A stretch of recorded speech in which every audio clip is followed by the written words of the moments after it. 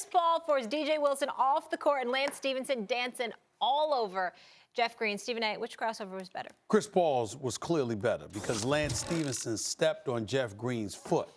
That's why he fell back the way that he did, because he stepped on his foot. But if you look at Chris Paul, there was no stepping on the foot here. I mean, this guy went flying into the lane, and everybody just stood there. He shook him off to the point where the dude fell about 10 feet forward and then stood there, paused, took his time, and then finished by drilling the three.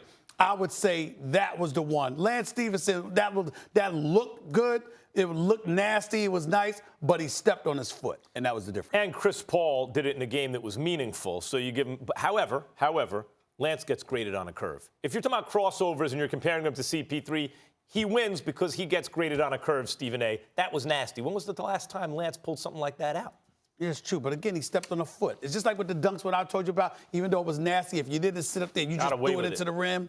That's what I'm saying. He got away with it. Got away. Oh, if you get up and do a throwdown instead of a dunk, I'll still give you credit. If it looks good. I don't mind it if your hand is over the rim. But if it ain't near the rim and you just throw it at it diagonally and it goes in, that's entirely different. Because you didn't get there. Look, you didn't get there. CP3 sent homeboy like halfway to Chicago. Yes, that's right. Out Yes, he did. Halfway to Chicago. And the team. I thought he did the whole start five practically, crying out loud. Called him a cab on the way. Called him an Uber. Went out the door. And I actually think it's interesting that we point this out about Lance Stephenson. I actually think that Lance Stephenson was shafted this year. I thought he should have gotten more time. As crazy as he can be at times, I think he would have been a plus to the Lakers if they had utilized him more. Fair enough. All right. In Miami, Chris Bosh had his #1 jersey retired last night, joining Alonzo Mourning, Tim Hardaway, Shaq as the only Heat players to ever receive that honor. Max? I'm so happy about Chris Bosh's vindication. And by that I mean, and I bring up Michael Thompson, Clay's daddy, our friend, Michael Thompson and colleague, who was the #1 overall draft pick, averaging 20 and 12, got traded to the Lakers to be a backup, and as happy as anything that happened. He was a backup, but he won 2 championships. He was a team player. He didn't care about accruing just personal stats. Chris Bosh was a 20 and 10 guy on a perennial playoff team that would get knocked out in the first round, but he was the focal point, right?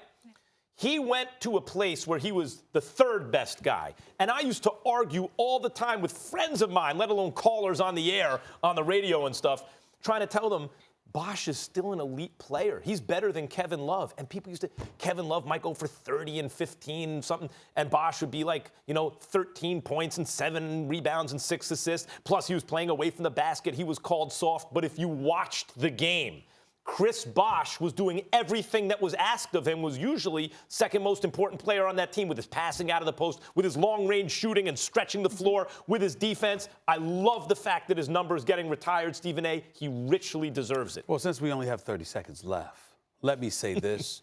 I concur with your assessment from a basketball perspective, but I would also like to add this guy is one of the classiest individuals that we've ever seen in the sport, and the sacrifices that he was willing to make for the betterment of the team, as you articulated, you can't say enough about him. They don't have the 2 championships without Chris Bosh as well. He deserves his number being retired in those rafters. For sure. By the way, getting criticized for being a stretch 4, right? Now the whole league is looking for Chris Bosh. You want a Chris Bosh on your team.